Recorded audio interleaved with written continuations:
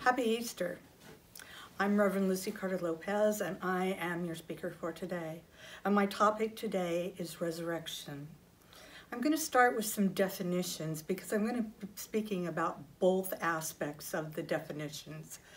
The first one is the one that we hear about for Easter. That's raising somebody from the dead back to life. The second one is to revive or bring back a practice that has been used formerly. So that is another way of looking at resurrection. First, I'm going to talk about the whole journey of Christ.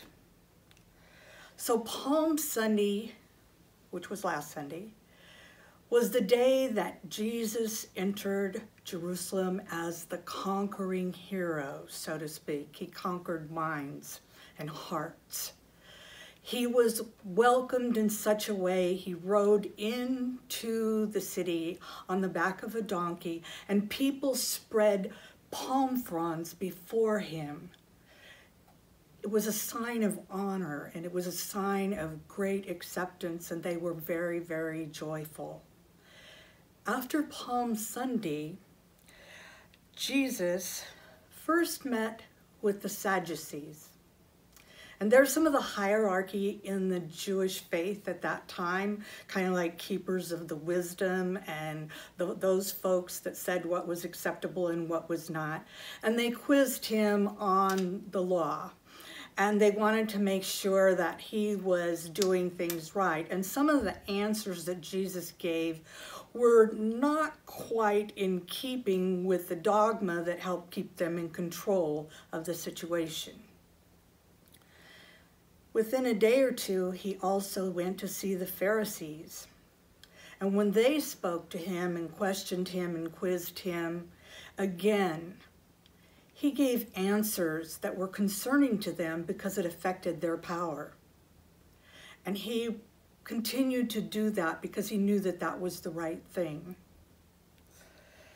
Well, shortly after that, the Pharisees got together and decided that they would like to trick Jesus into making some statements that would get him arrested and prevent him from interfering with their control over the Judaism as it was known at that time.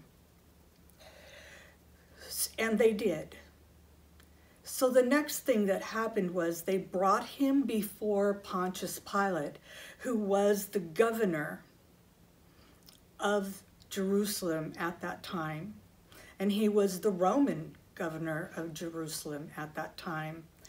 And though he wasn't really thinking that it was quite the terrible thing that was going on with Jesus, that it required what they were demanding of him, he went ahead and went along with it. And there's a whole story about Pontius Pilate bringing out a bowl with water and ceremonially washing his hands for any responsibility for what had happened. And then he ordered Jesus crucified. So we're talking maybe 3 or 4 days after he's come in to Jerusalem, and by then he's already condemned. He's condemned to death. And what the Romans did in terms of crucifixion was twofold. Number one, they crucified people on crosses that were shaped like an X, and they crucified people on crosses that were shaped like a T.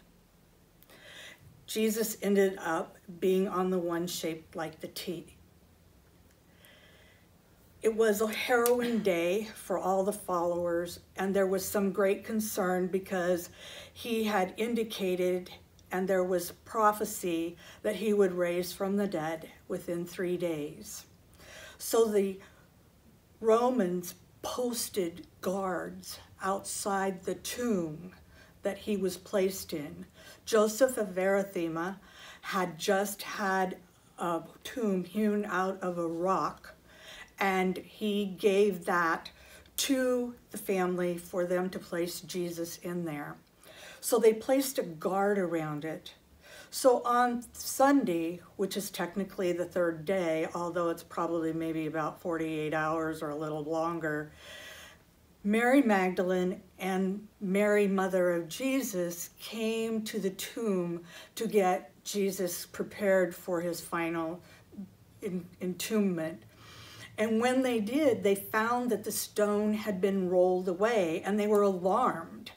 And they went inside, and they were met by an angel who told them that Jesus had risen from the dead and that they need not worry. Now, there's two stories that I came up with about what went down next, and I'm really kind of iffy on which I think it really did. The first one was in Matthew, where when the women went to the disciples and told them about the resurrection of Jesus, they were dismissive. They thought that they had made a mistake, or they were hysterical or something of that nature. In John, he says they believed them right away. And part of me, having been a woman for all my years, having people mistake things for being hysterical, I kind of like that one a little bit. But the other part of it is Jesus's mother was with Mary Magdalene, and I cannot for the life of me see any of the apostles discounting Mary. So you can choose the way you think it went. I'm kind of leaning toward them not disbelieving the mother of Jesus, because she kind of had a high rank in that situation. So it was proven to be true later on in that evening when Jesus appeared to the apostles. And so when we look at crucifixion, raising people from the dead, I have to say that we do that now a lot. People will have their heart stop and stop breathing, and we can restore them to life. It's not an unusual thing, but I don't think that it's exactly what was happening here. With Jesus being raised from the dead, that became the end-all be-all for what was going to happen at the time of the end of the world, that everyone's body was going to be resurrected, and we would all be sorted out, and those who were on the good list would go to heaven, and those who weren't wouldn't. Because I don't believe in the other thing, I just am not going to give it any credit. So that's what has become the whole main idea about resurrection. But when I talk to you about this, I'm in the process of resurrecting myself. And it's not been totally, completely easy. And I've shared with you some of the difficulties I've had in my journey over the last several months.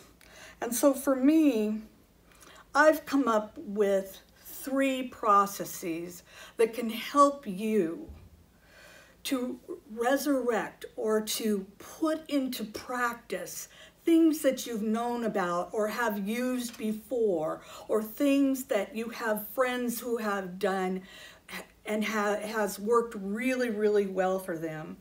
And so for those, I'm going to talk about the 3 things. Be kind, not only to other people. In this kind of situation, we need to be kind to ourselves.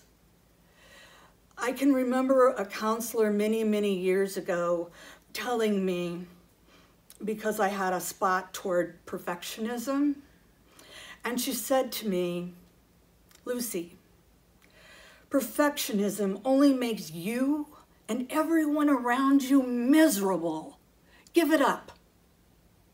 And it took a little while, but I did. And I have to say, it made me a lot happier. And it's also pretty much stopped me from beating up on myself until more recently. So now I'm taking that and taking it back and reinstitute it as part of my practice. I'm going to allow myself to be a human being and to make mistakes, and allow all of you and everyone in the world to do the same thing. Secondly, treat yourself. Do treatment for yourself every day. Help bring your mood and your whole idea about what the day is going to be like up in your mind. Make yourself look forward to that. And the other kind of treating yourself, and this is something that I have done over the past few months, I have sound treatments from Reverend Anna. And I've had Reiki treatments distantly from Reverend Michelle Pauls. There are so many practitioners in this church that you can avail yourself to help you lift yourself out of your doldrums or your difficulties that you're having at that particular time. So it's not only just doing treatment for yourself, it's also making sure that you avail yourselves of all the possibilities in order to help you stay mentally and physically healthy. Because if one's gone, the other will go. And the last one is to stay grounded. Last year or the year before, I think it was the year before, Reverend Francisco Alvarez did a class on grounding and shielding yourself. And I want to say to you that since I've done that class, I have done that every day. It's an amazing process that first you ground yourself and then you shield. And my shield has 3 layers. Some people's shields only have 1. But at the time when he did the class, we were supposed to go with what our gut was telling us. And so mine has 3 layers. And I, every day, and frequently twice a day, I will, in the evening before I go to bed, I will ground myself and I will shield myself. And in the mornings, when I remember, I do the same. I always remember it at night, but I don't always remember it in the morning. Or if I'm having kind of a odd feeling and it feels like something's interfering with my energy, then I'll just stop and do it then. So when you stay grounded, you're less likely to beat yourself up. You're less likely to turn a judgmental eye on other people. And any time that you do both of those things with one process, you're doing yourself and the world a favor. So please, take care of yourself. There are ways to revive and revitalize how you treat yourself and how you treat others. Namaste.